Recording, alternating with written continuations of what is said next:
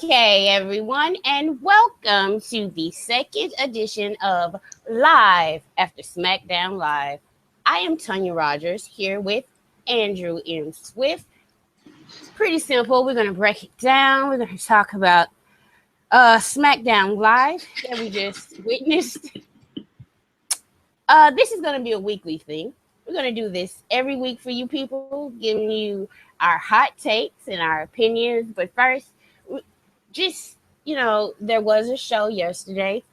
There was a battleground, but we'll get more into all of that later on. But we just want to talk about every week one major angle from Raw, and this week is pretty much unanimous. We have to talk about the new WWE Women's Champion, the boss of the WWE, Sasha Banks, and she defeated Charlotte in an incredible match last night, and I think everybody's been waiting for it, and I think most people thought it was going to be SummerSlam, but it was last night, and Andrew's been waiting on it especially. I'm going to let him give his thoughts about that. Go ahead.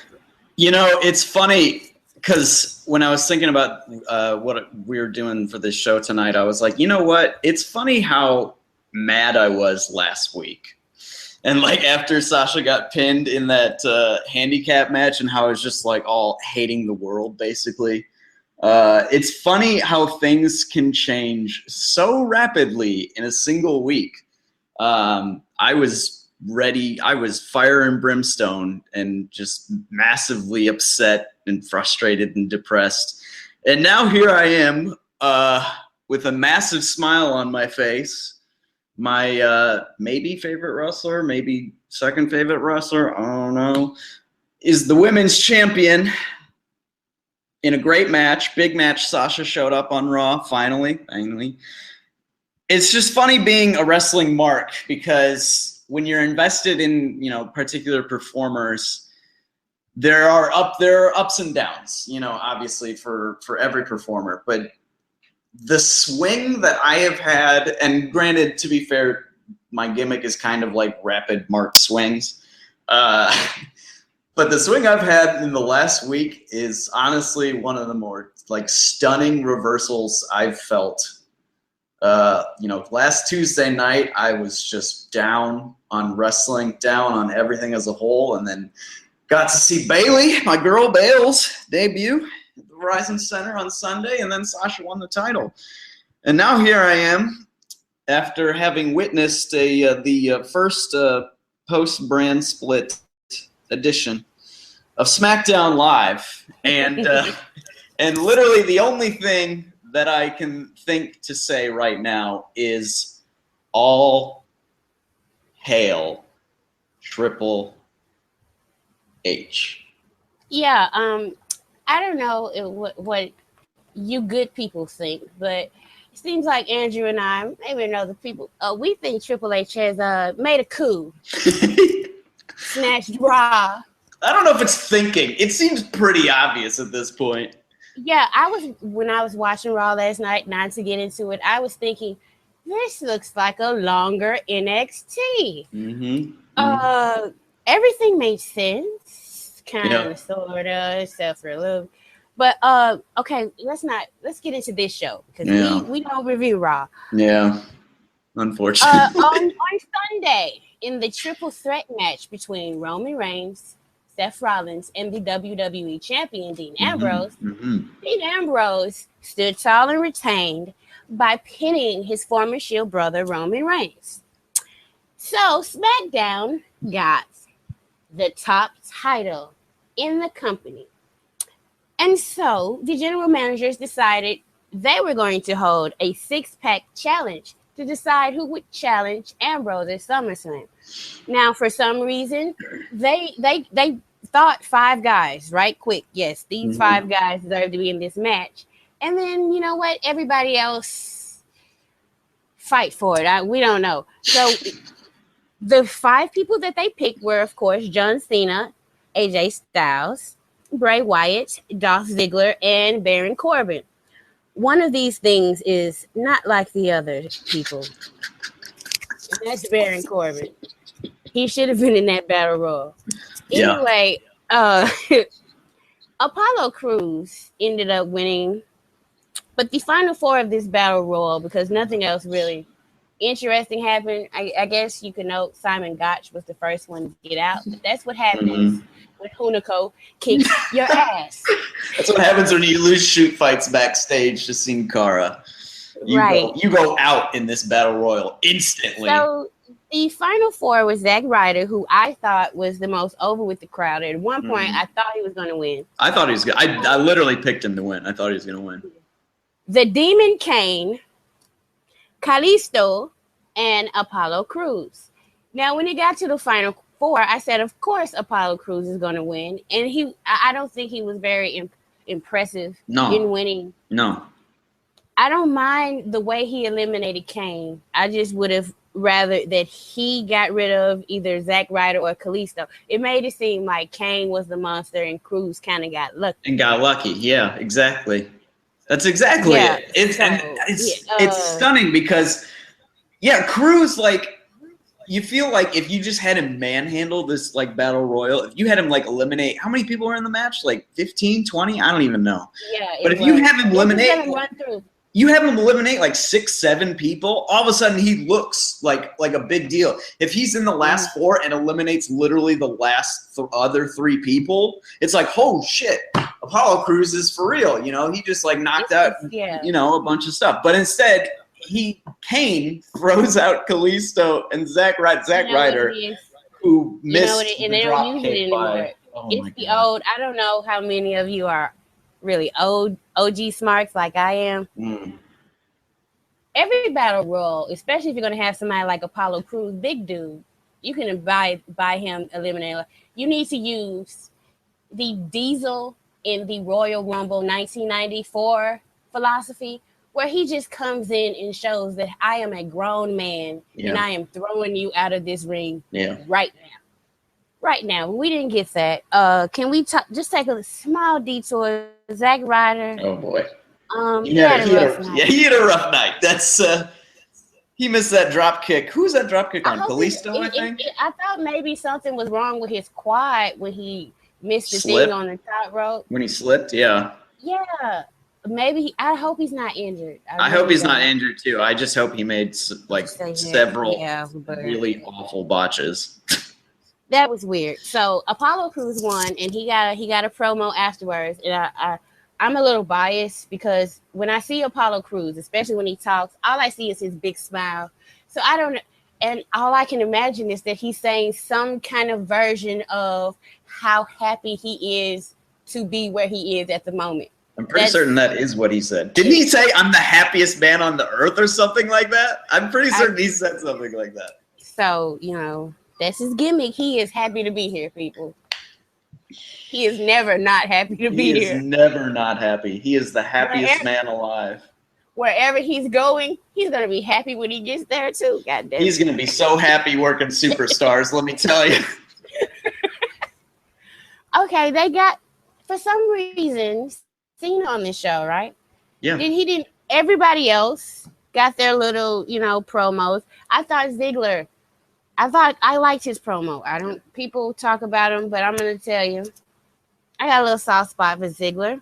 He said he lost his way. Mm-hmm. And that stuck out to me because I liked it that he's kind of taking ownership, but dude, no, you didn't lose your way. The creative lost you for a long ass time. So shout out, I'm just going to say before we finish this, shout out to what T-Made Burner. I know he's a big Dolph Ziggler fan. I don't care if he's listening or not. He's marking out in the daily. Congratulations, dude. Congratulations. Because in this 6-pack, Dolph Ziggler, from out of nowhere, this is screw a RKO from out of nowhere. This was smooth out of nowhere. Like if Baron Corbin had won, I would be like, I don't see it, but they're gonna push somebody. They're gonna push a new guy. Yeah. If Bray Wyatt had won, I would have been.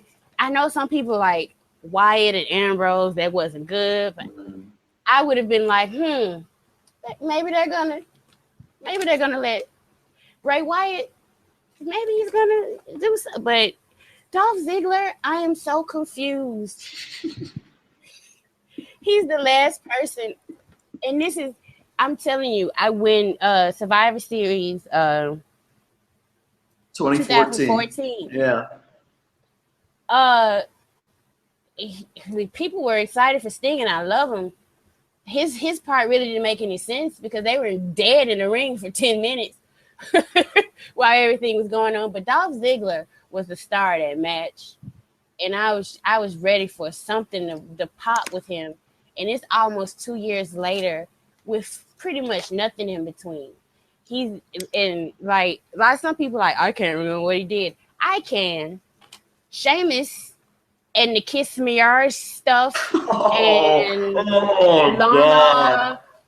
Lana with Rusev and Summer Rae, and yeah, so I can remember. Yeah. So like this one is,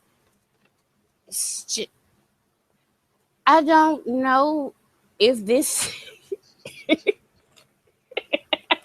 I'm so sorry. I just can't.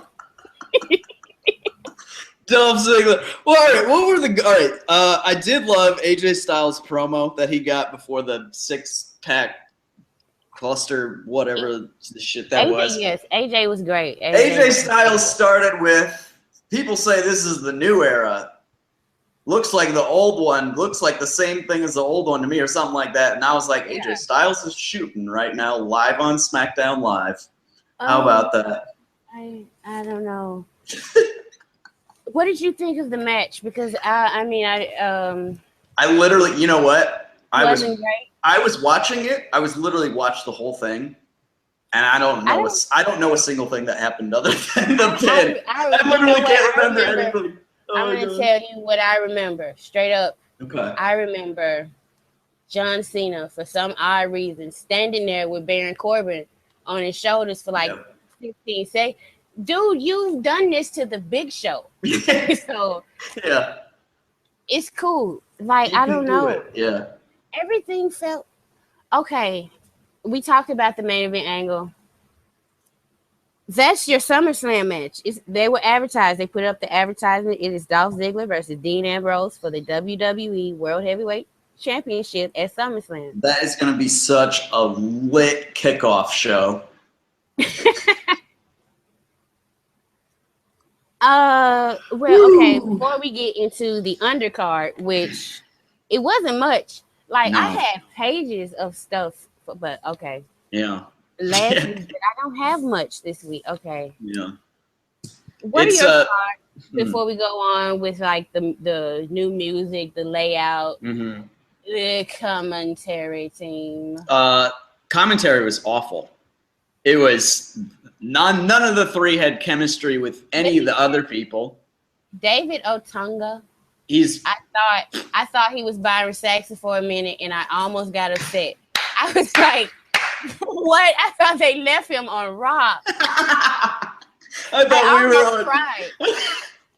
I No. thought we were done with Byron Saxon. And I was like, wait a minute. Okay, no, it doesn't quite sound like Byron, but he's still making dumb, nonsensical points in the worst voice, most monotone voice possible. JBL JBL says things too much. Yeah. Like when they were all in the battle royal, when all the little guys were dog piling on Kane, JBL over and over, but you gotta get him over there. I'm like, yes, JBL. Everybody, like, we pretty much get it. Yes, we know how a battle royal works. Okay. Yeah, nobody's flipping through. He's kind of like, shout out to Vidance who pointed this out. He's kind of like Gorilla Monsoon burying the wrestlers, huh? They're just going out there and beating up Kane, but they're stupid idiots because they gotta get him out of the ring. If you don't shut up. And then Mario Ranallo, like, this is probably the only time in my life as a commentator, because like I'm a Southern girl. I love me some Southern wrestling. Jerry the King Lawler, King of Memphis Tennessee. As a commentator, I've always hated him. I want him back. I'm ashamed of myself.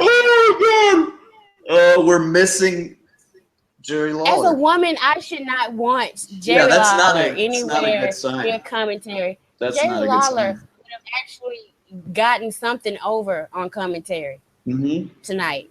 Something. Anything. Jerry Lawler had decent chemistry with Morrow, and apparently Lawler was the one keeping Morrow in check, because now Morrow is just dropping like 800,000 pop culture references. I literally stopped writing them down at a certain point because I was like, this is bad. This is just bad. It's not good. Okay. Yeah. Morrow. No, but hopefully something will shake and they get rid of David Otunga. Yeah. And maybe because JBL is decent. Yeah, he can be good sometimes. Can be good. When Bo Dallas first debuted on the main roster, brilliant work from JBL during every Bo Dallas segment. Like, when he tries, he can do it. But it was terrible tonight, in my opinion. I tried to block him out after the Battle Royal. And I was kind of successful. So let's go to our undercard, which we had a rematch for the Becky and Natalya match that happened at Battleground. And I would just like to point out, there was some debate on these interwebs about Natalya's win and whether it was clean or dirty. I say it was clean. Not the cleanest, because she's a heel and she did some heel stuff. But the referee saw everything and he never disqualified her. In my opinion, just mine, WWE has bent their rules so much where, like, in a regular match, you can power bomb somebody through the announce table and the referee's like, maybe he'll get up. You know, why should I disqualify? Like, sometimes that happens. So the rules are so sketchy that little nuance that happened at the end where Natalya was kicking behind it wasn't enough for me on how it was booked. So let me tell you what commentary said about Natalya. So she had a perfect game plan against the last kicker. It was perfect. They compared Becky to the Buffalo Bills, who never win anything in life. Commentary never, ever during this match implied that Natty cheated in that match or that she didn't deserve to win. But I get it.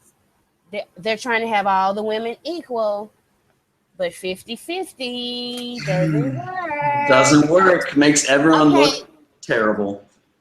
You know what the saddest part about that whole segment was? When after Becky won, and I was like, all right, whatever. They 50-50'd it, but maybe they'll just, be like, all right, Becky's our star from here on out. And then Alexa's music hits, and I'm like, yeah, I got super excited. I was like, let's go. Alexa Bliss promo time. All right. And I knew it was coming. I didn't like her promo. I'm sorry. I love Alexa Bliss, and I know not everyone agreed with me in the Daily, but I thought her character didn't have the mean streak viciousness that she did so well in NXT. Instead, she was just basically focusing on how hot she was. And, like, that's part of her gimmick, but that's, like, a very small part of her gimmick versus, like, how evil and vindictive and vicious she can be. And that didn't come across at all. And she got, like, 7 seconds before Naomi interrupted her. Because, of course, this was the one women's segment on the show. Yeah. One women's segment on the show. And we got, how many? Okay. Let's count. Natty, Becky, Alexa, Naomi, Carmella, Ava. That's 6. Yeah, that's 6. I'm looking at my hand. I'm got 6 fingers up, and I'm like, that's 7. No, it's 6. And the woman who looked the best, who honestly may have been the best part of the show. Listen, let me tell you, that was the best part of the show. Sometime I'm going to enter the room exactly the way Eva Marie came out tonight. Do you understand me? I want everyone to know that each and every wrestler is jealous of that fucking entrance. Do you understand? Oh, yeah, absolutely. That intro makes you look like a huge deal. Like, when I was like, this is perfect. This is the best thing ever. And I love Eva Marie now. Screw everything. This is how come no one's ever thought of this before? It's perfect. Yeah. I think she's been doing this on the house shows. I think they've been doing on the house shows. Whoever came up with this one, whoever it was, you're just brilliant. Yeah. It's brilliant. I'm going to tell you what. That was the best part of the show for me. That was up there. Oh my goodness. A good show. The other good thing on this show, because there were two good things on this show. The other good thing on this show was Heath Slater showing up out of nowhere and proclaiming himself the hottest free agent and demanding to know why nobody had signed him. And I was like, you know what?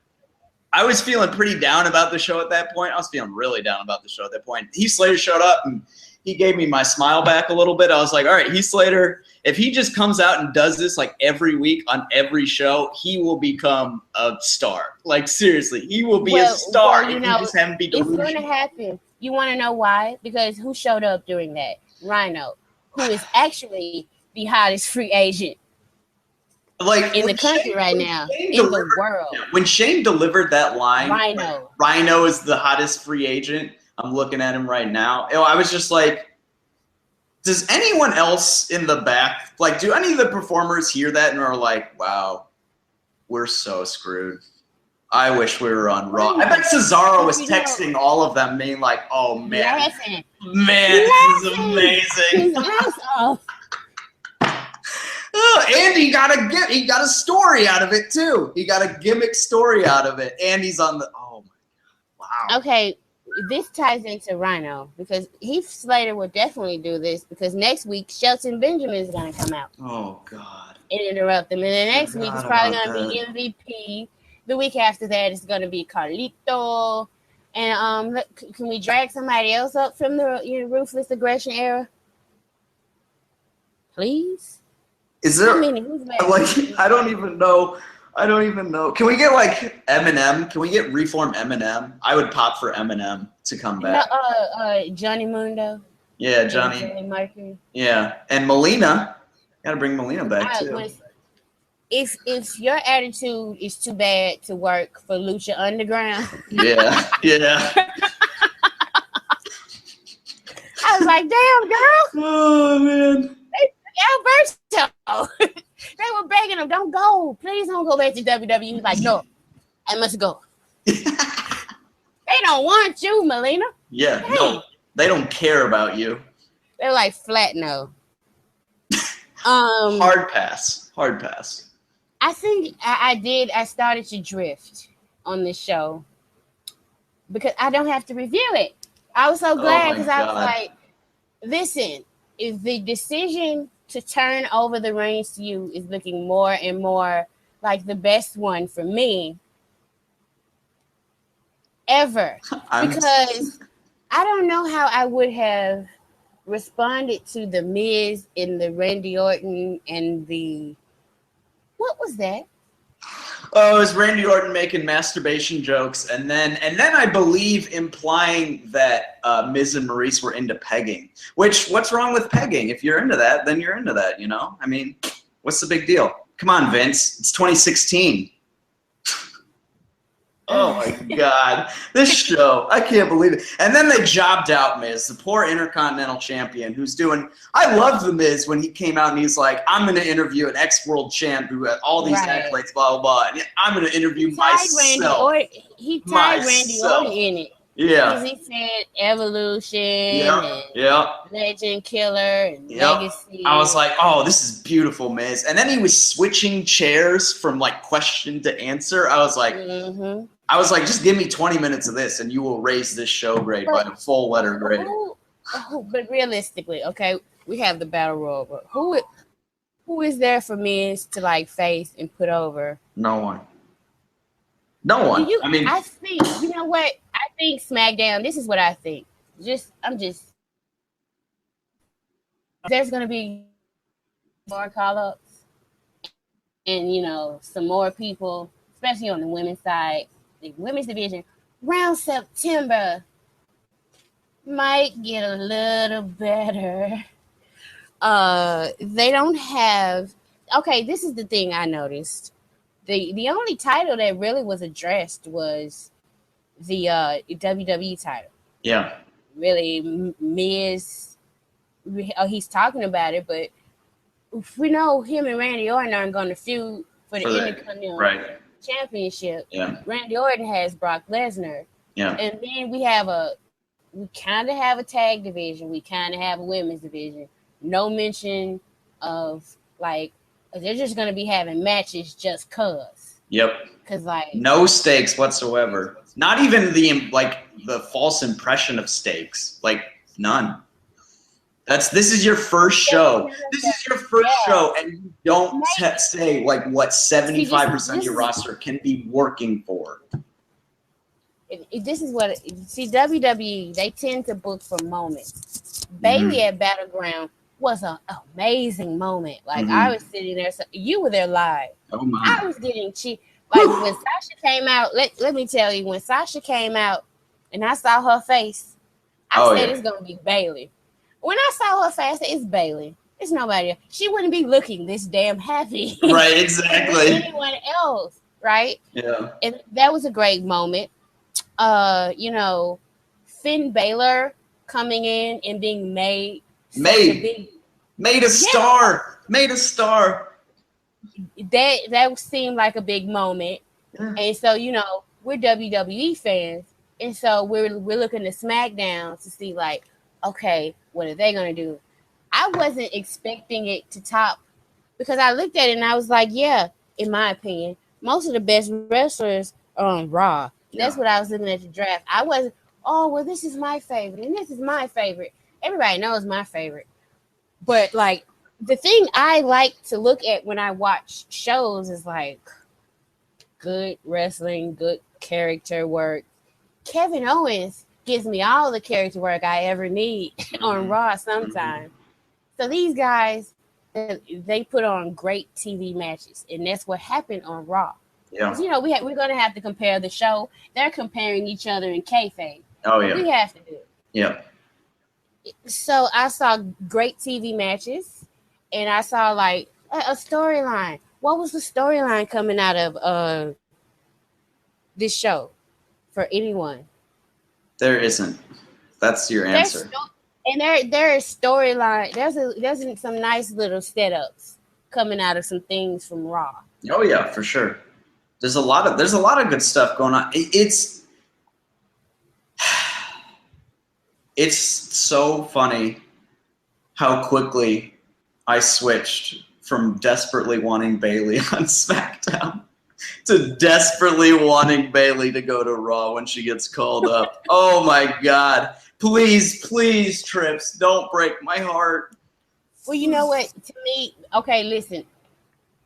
After last night, I'm pretty much, I do my little comments here and there, but I'm pretty much mostly a lurker now. So, it was raining unicorns in the comments last night. And yeah. I was happy for Sasha. Happy a lot of things. My favorite wrestler is free. Yay!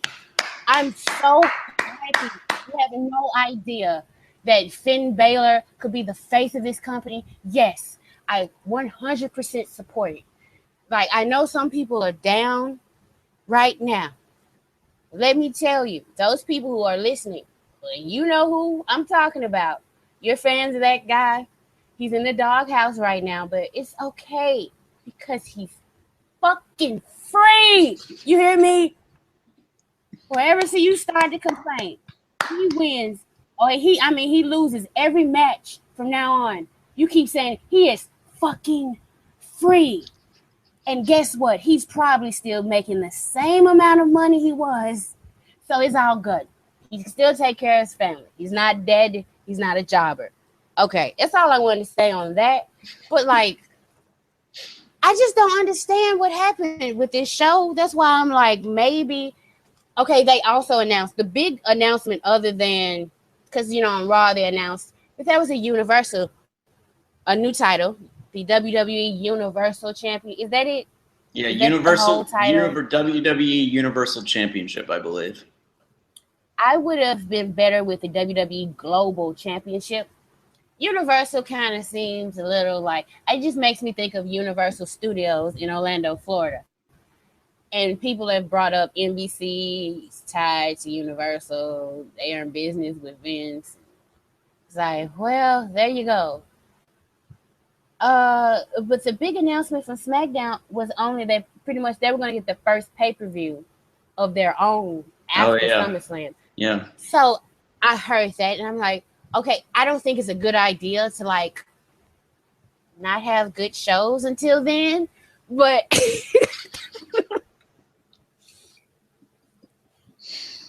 oh. Tanya, how did we get swerved into reviewing the Vince show? how did this become our lives? I don't know. I'm gonna have fun. You understand me? Because you're not writing the review. You're not fucking writing the review. Oh. That is true. I feel for you. I really do. I don't think, because to me, talking about it is better, because writing for me, and I know for you too, writing's a bit more personal for me. Yeah. That's why I said I can't write about the WWE anymore. They've broken my heart one too many times. But okay, here's the positive. Perhaps maybe they're gonna go all in with Dean Ambrose and see what's shaking on his side of the town. And considering where the pool is, like, who would you have chosen as his opponent? Like, just saying, we're going to push him. Like, Dean Ambrose is going to be the face of SmackDown for such and such. You know, he's got the Stone Cold podcast coming up soon. So, who would you have rather have him face at SummerSlam? Well, if you were okay. If I was picking who I would rather have Dean Ambrose face at SummerSlam, I think I would. You know what? I think I would be fine with Dean Ambrose facing Dolph Ziggler if it wasn't for the championship, and it was on the pre-show. And the SmackDown main event was, as it should be, the two stars on the actual show, John Cena and AJ Styles, who somehow got zero shine out of the first live SmackDown after the draft. John Cena did nothing on this show. John Cena.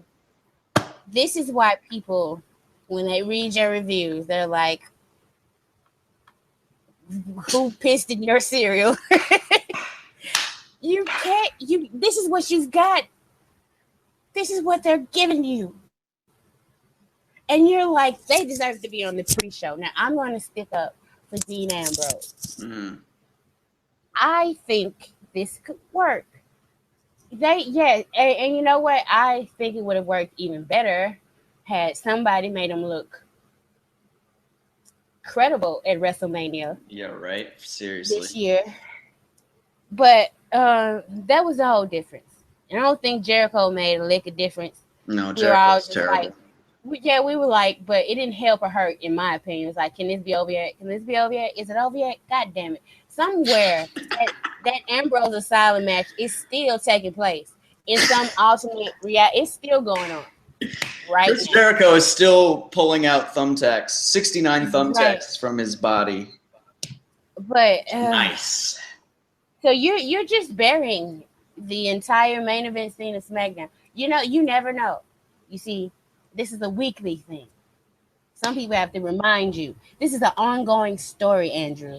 So you don't know if this is just, you know, the main event, or they could add some more people. And, you know, the fact that they didn't rely on Cena says that they are trying to build more stars. And for so long, people were like, when is it going to be Dolph Ziggler's turn? Well, I tell you when. 2.5 years too late, damn it. That's when. You knew I was setting you up. Oh, yeah, for sure. For sure. Oh, man. So long after he's become irrelevant that he's literally saying, I lost my way in promos. And then he becomes the number one contender that same night. It's not a road to redemption for Dolph Ziggler. This is not his bottom where he's going to be like, all right, I got to work my way up through the card now.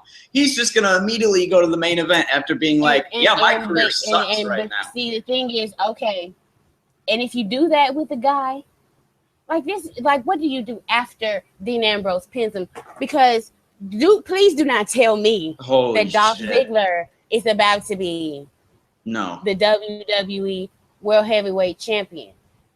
I don't believe it. It's possible. Anything is possible in the WWE, as they always say.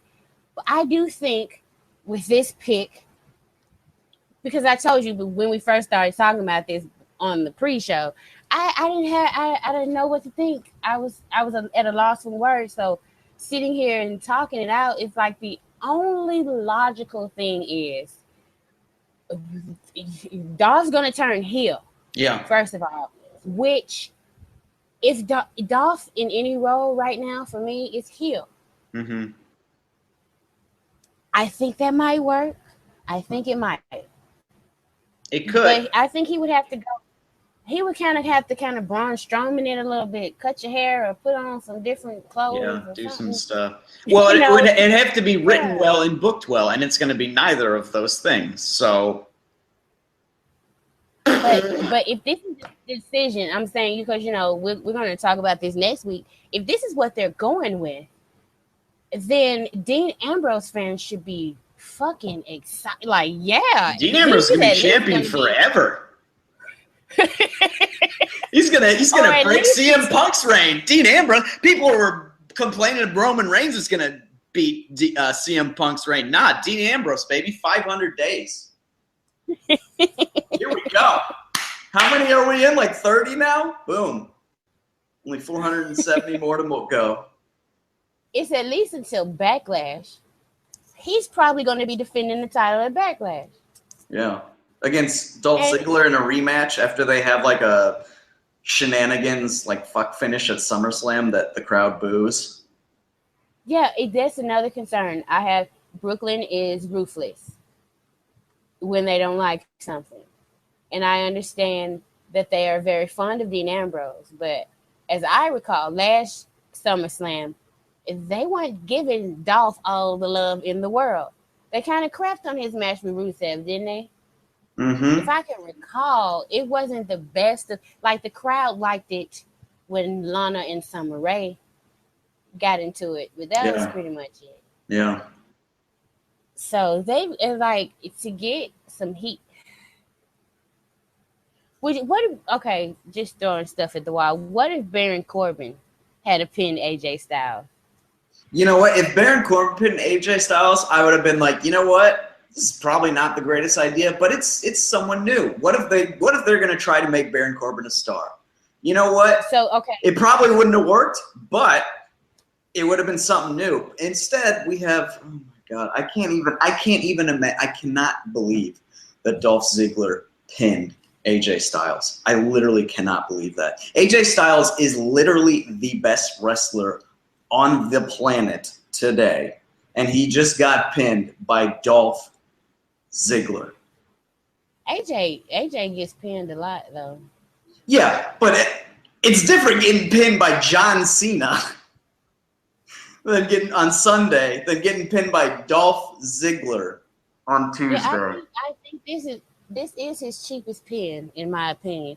Like, the other guys who have pinned him is like, except for Jericho at WrestleMania, that still was like, oh God, that was awful. Yeah. On the grandest stage. On the grandest stage, make this dude look like a geek. The grandest. And then a few months later say, oh, I wished I signed him 10 years ago. What? You just jobbed him out at WrestleMania. Where does SmackDown go from here? I don't know. I honestly don't know. SmackDown Live, I'm sorry. SmackDown Live. Well, okay. Women's division, what's going on there? Becky is apparently the top star, even though she just lost the Natty 2 days ago. But she won tonight, so we 50-50 booked that. But at least Becky's on top right now. And apparently They're probably, are they going to have a tournament? I don't know. We don't know. They didn't say anything about a women's title. They said about zero words. But the main event. All we got. The only thing they cared about was the main event angle. Going to face Dean Ambrose. Yeah. We didn't get everybody else. Just wing it.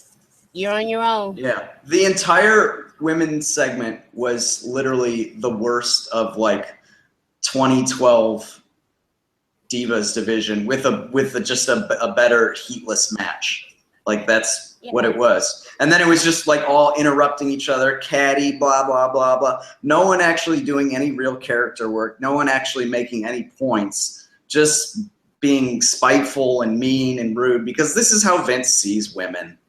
Let's be real. And then he sees Ava Marie and he thinks she's the most glorious thing on the planet. And sorry, Gino, but she is a terrible performer. That entrance was incredible, though. That entrance, but don't get me wrong, the entrance is amazing. Who would you give that to? Like, legitimately. Who deserves that? Because, Ava Marie, I'm sorry. She doesn't deserve it. Who would you give that entrance? Because that is, like, GOAT-level entrance. That is GOAT-level entrance. Seriously, that might be the best entrance on the entire roster, on either brand. Holy shit. Who deserves that? Sweet Jesus. Like, you would think that the most, like, the best. I have to review this show.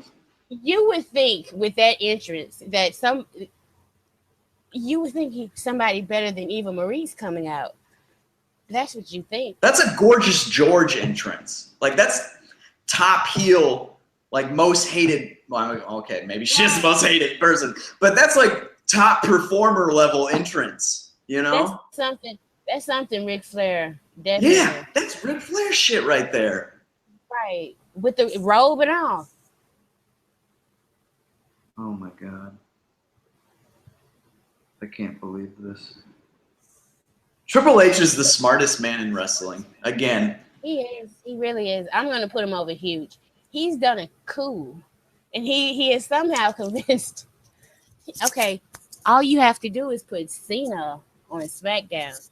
We all know Vince is going to care about Cena above everything else. But he didn't. He didn't even care about Cena tonight. Cena didn't get a Cena out of anybody. Like, he didn't get a promo. So, first of all, this belt is very important because your top star, let's face it, he is the top star. He didn't even care enough to tell people why. This commentary had to say, well, you know, if he wins, it'll be his 16th time. Yeah. They couldn't have given him like 30 seconds to do his little John Cena thing. John Cena's like, look, this is Tuesday, and I would really prefer if I was on Raw. Yeah.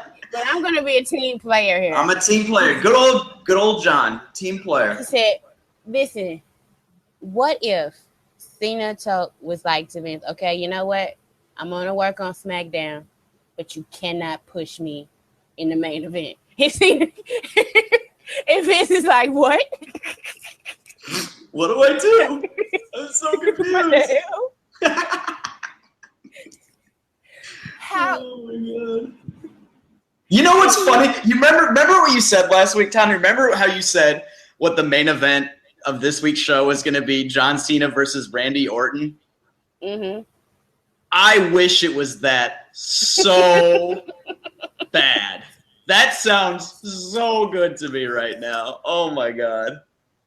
Just do a 60-minute Iron Man match with them. I don't care. I think they've done that before, right? I wasn't watching it at that time, but I'm pretty certain they did that. I would have loved to been like a fly on the wall when like everybody found out that Ziggler was the one going over. Right? Yeah.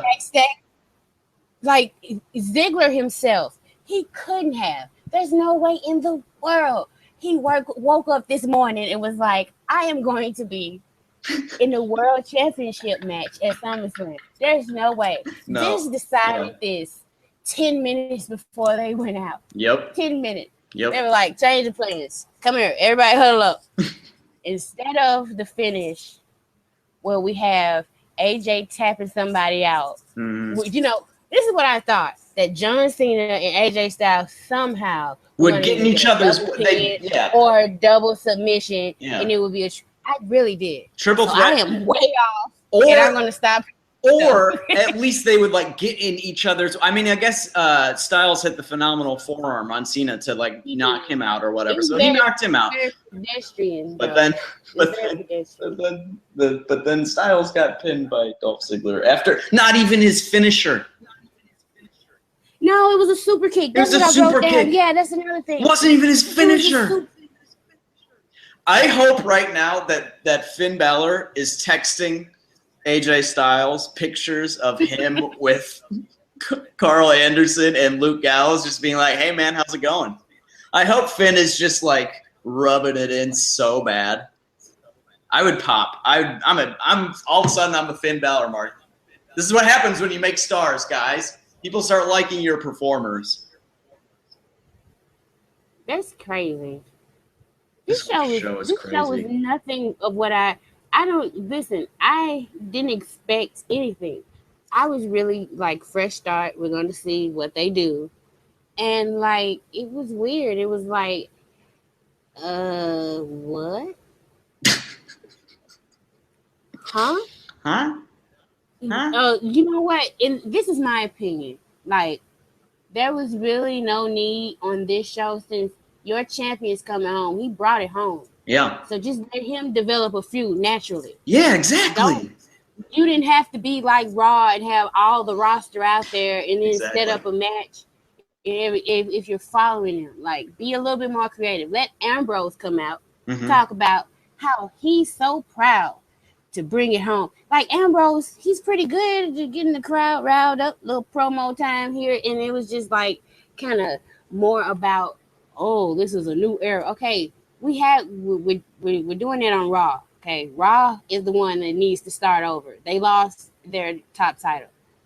SmackDown is supposed to come in with a little swag, not come in like, yeah, we're resetting everything too, people. No, we're not resetting anything.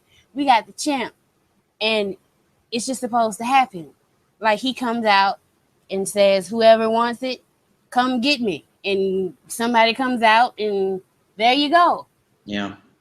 It was kind of weird. It kind of highlighted the flaws of the show to me. Well, especially when they threw that battle royal on, and I was like, okay, so you just gave me two really good fatal 4-ways, and then a main event to decide. Not even who would be the number one contendership for the title. They decide who gets to face Prince Rollins for the title. So they're not even like a challenger. They're both of the guys have something to prove in this new title and everything. Right. SmackDown shouldn't have anything to prove. We said with the A show, goddammit, we're gonna act like it. And they were acting like they weren't. I need some swagger with SmackDown. I'm going to need that. They got Cena. That's the first thing that should have been teased. Ambrose comes out. Yeah. Who wants it? And you hear dun, dun, dun, and Cena comes out. And then, of course, AJ Styles comes out. Sticks his nose. It just seemed natural that would happen. And I don't know if they were like booking for a swerve or, oh, we got to do something new and different and crazy and exciting. But you know what? That's a really interesting point. Like that's a really it is. That's a really, really interesting point because like Raw, like the new fresh stuff Raw did was they had like a women's title match that gave it like 18, 19 minutes or something with a clean title change in a really good match. That was fresh, totally unexpected. Biggest Sasha mark in the world here. And I was on Twitter as soon as the match was announced, like, oh, they're going to 50-50 this feud to SummerSlam, you know? So that happens. And then they have a guy debut, wins a fatal 4-way, and then beats clean the former top guy, Roman Reigns. They make a guy in a night.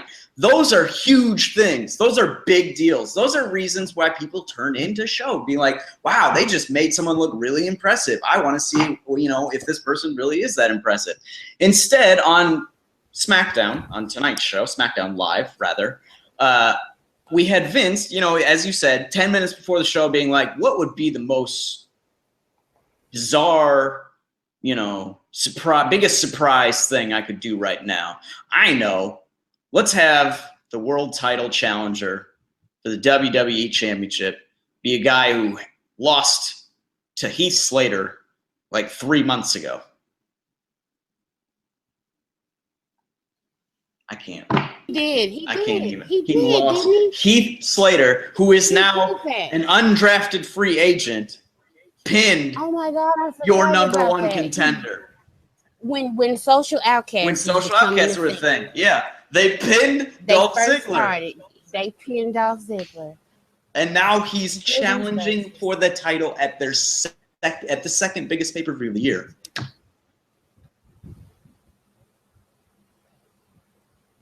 This is where we're at. We're just stunned silence. People who are listening, this is where we have fallen. We just don't even know how to explain this show anymore. And it was the first night. Oh my God. It was. This does not. And I saw some people like they were saying, I'm not watching Raw after the draft. They saw SmackDown. Like, I'm not watching this again. I'm not watching SmackDown. Yeah. Right. So I would think, do what you do on Raw, and I don't know, just make it seem different. It seems like an old episode of Raw from like 2013. Yeah. Without the stars. Without Daniel Bryan. Without the Shield. Daniel Bryan, you know what? This is why I gotta start writing. So we should go out on this. But you know what they did that was the worst thing on this show? They turned Daniel Bryan heel. They turned Daniel Bryan comes out to start the show saying this show is all about the talent, not about authority figures. The authority figures had, I think, double the amount of time on SmackDown than they did on Raw. And at the end, it's pretty much like, well, we know that Ambrose and Ziggler ain't gonna be enough, so we're gonna bring out Daniel Bryan to pop the crowd and Shane McMahon to pop the crowd. We need both of them. We need our board. Oh my God! Start chanting yes. You know what I hope they do with SmackDown now? I hope they turn it into a shoot where Bryan and Shane actually are the authority figures, but like they're also doing it in kayfabe where Vince is still the overlord, and so they're trying to get good ideas past him. I hope that's how they start working SmackDown. They're like, make it this really twisted reality era, like 3D chess wrestling show, and see how that works. I think that will probably work better than what was presented tonight. Okay, this is gonna be probably my final thought. I had a little argument. Somebody suggested Triple H come back and face Dean Ambrose for the title. Well, Kevin Tierney, you win. I agree. I'd rather have Triple H come back and face Dean Ambrose than this. I'm sorry. And my grade, because I used to grade on a Bret Hart scale out of, 1 out of 10. This show, because of Eva Marie's entrance, I give it a 2 out of 10. Yeah. And that's it. And you get to read Andrew's opinions a little later on. Yeah, everybody, it's been great, but listen, I'm just gonna say, let's stay the course, because I've always loved SmackDown. Please don't give up. Don't give up on SmackDown. Don't give up hope. Don't give up hope. And if you have problems, there's always us that you can listen to afterwards. So we'll be there with you, people. We'll be struggling. Godspeed, folks. Bye-bye.